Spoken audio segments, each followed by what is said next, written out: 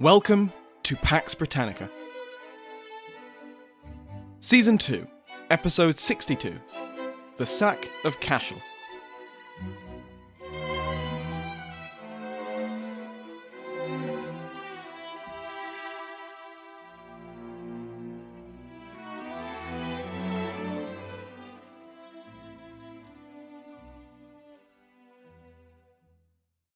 Welcome back to Pax Britannica. I'm your host, Samuel Hume.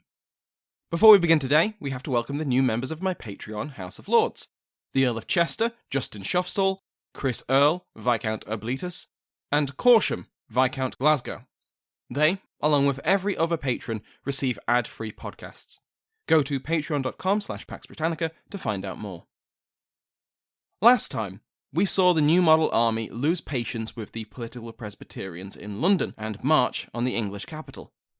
Months of mutual suspicion led to the complete breakdown of Parliament's control over their army, and in August 1647, General Fairfax and General Cromwell took the city without a fight. They brought a VIP with them, though they deliberately left him outside the city.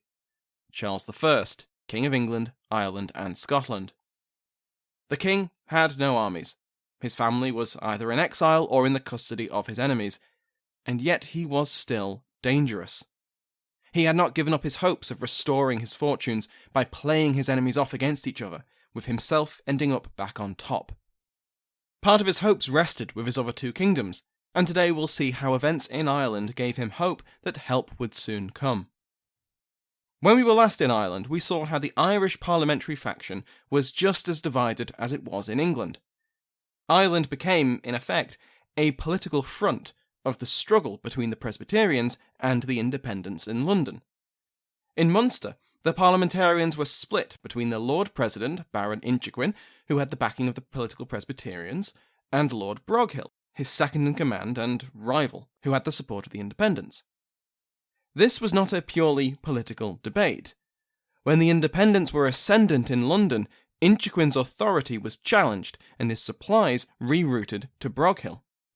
For a brief period in early 1647, Broghill was the de facto commander of parliamentary forces in the province, serving directly under the new independent Lord Deputy, Viscount Lisle, and effectively shutting Inchiquin out of the decision-making. This was to be short-lived, though. When we left Munster in 258, the Presbyterians had resecured their influence in London in February and March 1647. This was the escalation of events we've covered in the last two episodes, and which included their dominance of the Derby House Committee, which, on paper, governed the war effort in Ireland. Adding to these changing political winds in England was the decision of the Royalist Lord Deputy, the Duke of Ormond, to reopen negotiations with the English Parliament to hand over Dublin. In April, the commission of the Lord Deputy Lisle came up for renewal, and Presbyterians in Parliament blocked it and summoned him back. This removed an awkward issue of two rival Lord Deputies easing any negotiations with Ormond, and it pulled the rug out from under Broghill. Through the spring of 1647, Inchiquin re-established his authority over the Munster forces, and officers who had backed Broghill were punished. Inchiquin was well aware that only military success in the summer could secure his position, even as Broghill's allies continued to lobby against him as the political tide turned in England. Inchiquin's Gaelic heritage was weaponised against him. Reinforcements from Bristol to Munster were pressured to swear not to serve, quote, under the command of an Irishman, end quote. When the New Model Army began to move against the Presbyterians in London, he was included in their grievances. The charges against the 11 members, the treasons they were accused of committing, included their protection of Inchiquin against charges of sedition and their preventing of Lisle's Lord Deputyship. Once Parliament caved to the army's pressure and the 11 members were suspended or otherwise made themselves scarce, the Independents once again took charge of the Irish War. On the 22nd of July, a pamphlet was published attacking Inchiquin as an Irish general, and allegedly repeating the complaints of his troops, who resented being commanded by the natural Irish. On the 27th, it was confirmed that Lord Broghill would be returned to power in Ireland, only, quote, by the advice and consent of the Lord Broghill, end quote, would decisions take place in Munster. A contemporary put it nicely, quote, "The Lord Inchiquin is like to be well counselled by those who accused him of treason," end quote, which is a pretty hostile work environment. When the army took London, the relationship between the Lord President and the English Parliament collapsed entirely. The Derby House Committee, now firmly back under the control of the Independents, denied Inchiquin supplies once again. The situation in Munster was almost as toxic across the lines. The Confederate Munster army was in shambles, courtesy of a power struggle within the Confederates' political and military ranks. The fallout from Rinuccini's coup meant that the so-called clerical faction vied for control over the Munster army with the so-called Peace, or Ormond faction. The Ormond faction had only recently had their leaders released from imprisonment, leaders like Viscount Muskerry. In Munster, a compromise was agreed by the Supreme Council. Rinuccini's man, the Earl of Glamorgan, remember him? Well, he was appointed as the general of the Munster army. But to appease the Peace faction, Glamorgan's second-in-command would be one Patrick Purcell. And like the best of compromises, this pleased no one. Glamorgan had his supplies and funding diverted by allies of Muskerry, and so could only muster around 3,000 men. Then the clerical faction orchestrated a coup against Purcell and had him replaced with someone they trusted. Muskerry then carried out a counter-coup a month later, placing himself in overall command. He informed the Supreme Council that he had only done so for the good of the cause, because the general of the Ulster army, Hugh Roe O'Neill, was going to declare himself King of Ireland. Pádraig Lenihan suggests that Muskerry's actual aim was to bring about a revival of the First Ormond Peace, and so his control over one of the Confederacy's main armies was key to this. Whether the Supreme Council believed his reasons or not, they accepted the result of his counter-coup to keep the peace. A Confederate civil war was averted, for now. But even though Muskerry was now leading the Munster army, he suddenly found that several of the army's leading officers refused to serve under him, and withdrew their forces from his command. So by the start of August, Muskerry handed the command over to Lord Taaffe. Taaffe was a former royalist and an ally of Muskerry, but Muskerry would soon regret giving such an important command to him. This left Muskerry free to fight the political battles within the Confederacy, knowing that one of its key military positions was held by an ally. Taaffe had only been in his position for a few days when Inchiquin invaded Limerick in August. He could only muster around 2,000 men to try and stop Inchiquin's 6,000, so Inchiquin had free rein to threaten Limerick.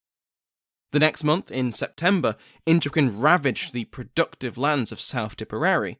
This area had been relatively untouched by the fighting so far, and so this was a serious blow to the Confederates' ability to feed their own armies. This was then followed up by Inchiquin's attack on the town and rock of Cashel, and one of the worst massacres in the Irish Wars. The Rock of Cashel in County Tipperary is an ancient site in Irish history. Legend has St. Patrick converting the King of Munster to Christianity here, and the Kings of Munster ruled from the rock for centuries before donating it to the church in 1101. It's a highly defensible position, kissed by the breeze of creation, and so Lord Taaffe placed a garrison of 300 men there when Inchiquin began his campaign in Tipperary in 1647. Upon arrival, Inchiquin demanded the unconditional surrender of the garrison. When the defenders attempted to negotiate, Inchiquin ordered an attack. Spearheaded by dismounted cavalry, the Parliamentary forces quickly breached the walls of the ancient compound and pushed the garrison back until they fell back into the cathedral. The defenders held the building for some time, until Inchiquin's forces used ladders to breach through its windows. A brutal close-quarters battle raged throughout the church for half an hour, until the last surviving Confederate troops retreated up the bell tower. About 60 men made it up the stairs, and in the cramped structure they could hold out for some time. So, quarter was offered, and they accepted it. They descended the tower, disarmed themselves in front of their conquerors, and then they were slaughtered. This summary execution of prisoners was far from unique, and we'll see other examples in this episode alone, But what makes the sack of Cashel such an infamous event is the killing of civilians.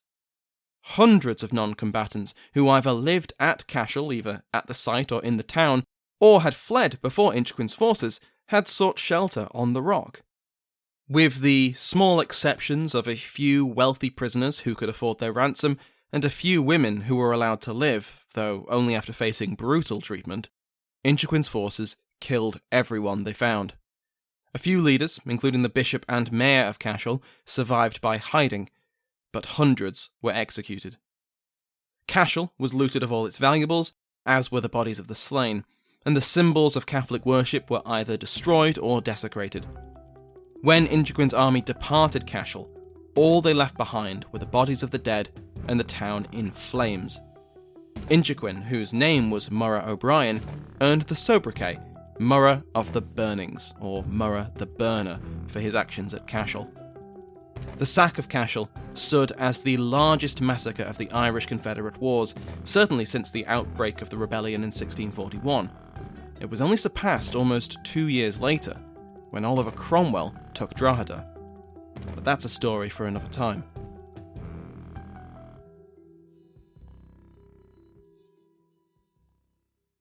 Further to the north, Parliament's new Lord Deputy enjoyed some notable successes against the Confederates. Colonel Michael Jones, a veteran of the English Civil War, had arrived in June at the head of 2,000 men. After Ormond completed the handover of authority, he departed for England in July, and left Jones in full command. During this time, the Confederate general, Thomas Preston, had spent the previous few months taking a series of castles, and in July his armies besieged the castle at Trim. Jones, now secure in his position, set out from Dublin on the 1st of August. Over the following days, he rendezvoused with other parliamentary forces from the garrisons of Drogheda and Dundalk, and gathered a substantial force together. With about 6,500 men, he marched to relieve Trim, and Preston pulled back across the River Boyne. The Confederates, aware that Jones was following them, prepared to face the Parliamentarians, and they drew up on Dungan's Hill on the 8th of August, 1647. Confederate forces slightly outnumbered those of Jones, but not by much. Notable reinforcements came from the forces of Alistair MacCulloch, who had returned from Scotland after being forced out by Argyll and Leven in May. It may be that Preston was surprised by the quick advance of parliamentary forces and failed to adequately prepare, because the Battle of Dungan's Hill was a devastating defeat for the Confederates.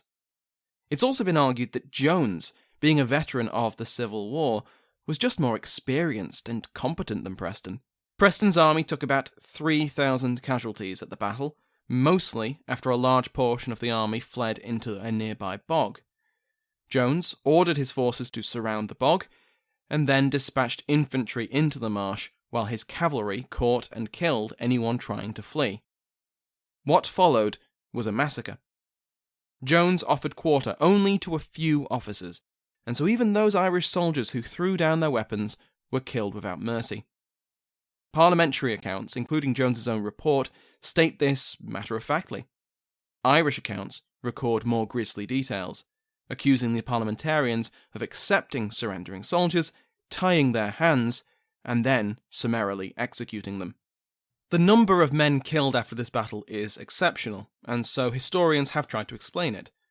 One argument is that perhaps this was Jones's attempt to make his mark in the theatre. He was a new commander, the new Lord Deputy of the Kingdom of Ireland, and these were rebels. In this view, the executions were a stamp of his authority. It's suggested by Padraig Lenihan that the violence in the bog of Dungan's Hill displayed the newness of Jones's force. Many were veterans of the Civil War in England, but they were new to the Irish War. After years of hearing tales of Irish cruelties towards prisoners, perhaps they saw this behaviour as mutually assured. If the situation was reversed, the Confederates would surely have butchered them. Except, as we've seen, they probably wouldn't. Earlier in the war, in the first months of the rebellion and the early campaigns of the English and Scottish armies, massacres of surrendering soldiers were common.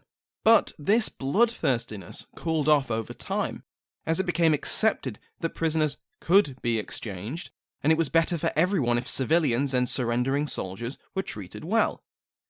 In this framework, Jones's force was yet to learn these practicalities, and this helps explain their ruthless killing of prisoners. But Lenihan also offers another motive: grim pragmatism.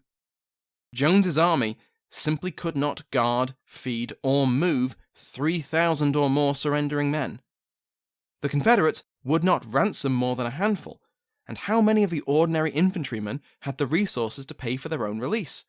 And just allowing that many men to escape, or releasing them after the fact to return to their commands, was not an acceptable choice. Better, this ruthless logic argues, to kill all but a few. The officers were generally taken prisoner. They had the connections and resources to make their imprisonment worthwhile. Of the ordinary rank-and-file infantry, only around 200 were spared. Eventually, they were released for free as a goodwill gesture by Jones. The Confederacy did not ransom even this small number. However it happened, between 2,500 and 5,000 Confederate soldiers were killed at Dungan's Hill, effectively destroying Preston's Leinster army. In the following days, Jones marched on Maynooth and captured it, and the Confederates withdrew from a number of garrisons across Kildare and Wexford. In the wake of these two defeats, Cashel and Dungan's Hill, the Confederates were reeling, and Parliament went on the offensive. In October, Jones linked up with one General Monk, who I think we last saw all the way back in 222, when he arrived in Ireland in February 1642, and who we'll certainly see a lot more of in the future. Together, Jones and Monk campaigned through North Leinster, clearing out garrisons left by O'Neill. O'Neill was limited in how he could respond. Not only had he split his forces, sending reinforcements first to Preston and then to Taff, but he had to remain in South Leinster in case Jones attempted to link up with Inchiquin. His job was to block any such rendezvous. The Supreme Council decided to prevent any chance of such a link-up by ordering Lord Taff to engage Inchiquin's force and destroy it. On the 13th of November, Taff led around 7,500 infantry and 1,200 cavalry and formed up on the high ground at Knocknanus.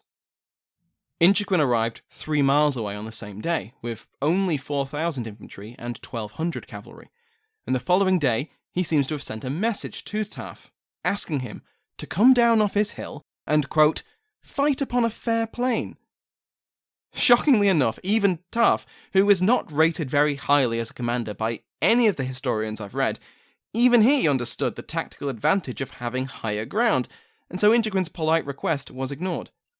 Undeterred, Inchiquin formed up to the west of Taff and prepared to advance uphill against a dug-in enemy who outnumbered his force by 2,500 men.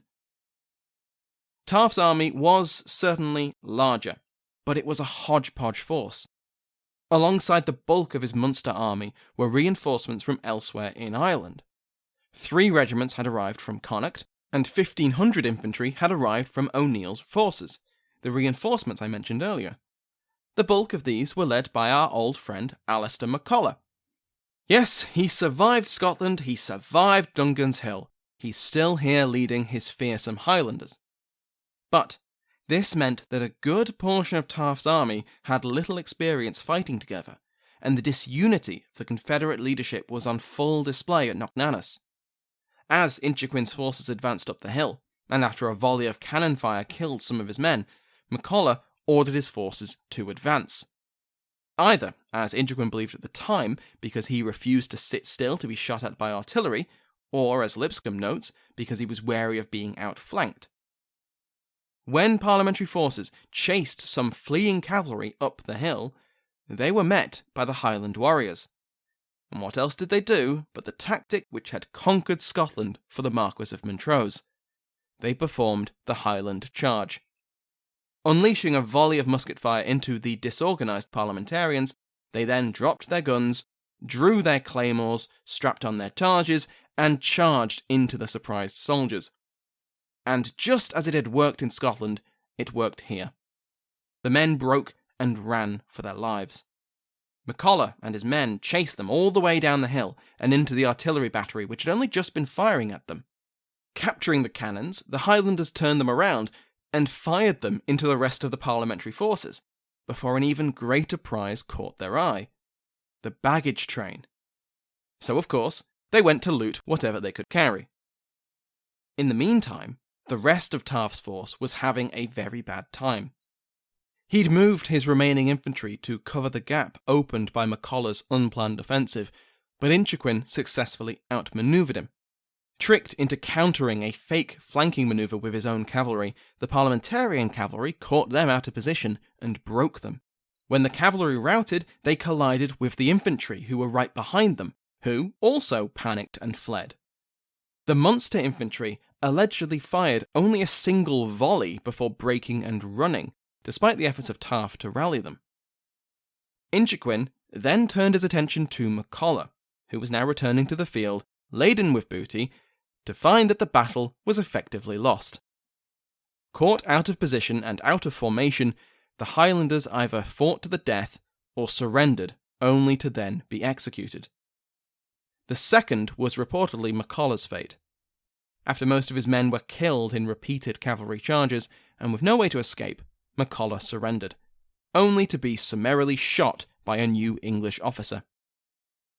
This was not the glorious death in combat which McCulloch surely expected, but somewhere, in a shallow grave on the shores of Loch Linnhe, the headless Lord Auchenbreck might have appreciated the poetic justice. This was another crushing defeat for the Confederates. Around 3,000 men had been killed at Knocknanas. In the wake of this latest disaster, and after a thoroughly disappointing year, the terms of the First Ormond Peace started to look pretty good. The Confederacy convened a General Assembly, which was, to quote Lenihan, less an Ormondist coup than a pragmatic response by a broadly representative body to changing military and political realities. End quote. The changing military realities were the decisive defeats of the past few months.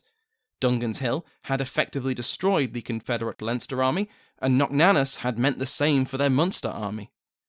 Perhaps peace, and an alliance with the Royalists along the terms of the Ormond Peace, was the best path forward. The changing political realities are what we will cover next episode, because ever since the events we covered last episode, and crucially with the New Model Army's seizure of London, Royalism was rapidly being redefined. Inchiquin himself, despite winning these victories in the name of Parliament and in spite of the exceptional violence against prisoners and civilians, was still courted by both the Confederate peace faction and agents of the king. He'd won these battles, after all, in spite of Parliament, not because of their aid. The independents who held sway in London still did not trust him, and he would soon look to other sources of support. Thank you to my House of Lords, including but not limited to the King's favourite Mike Sanders, the Duchess of Devon, Micheál Gersich, the Marquess of Hull, Steve Cloutier, and the Earl Talbot, Tom Cozens.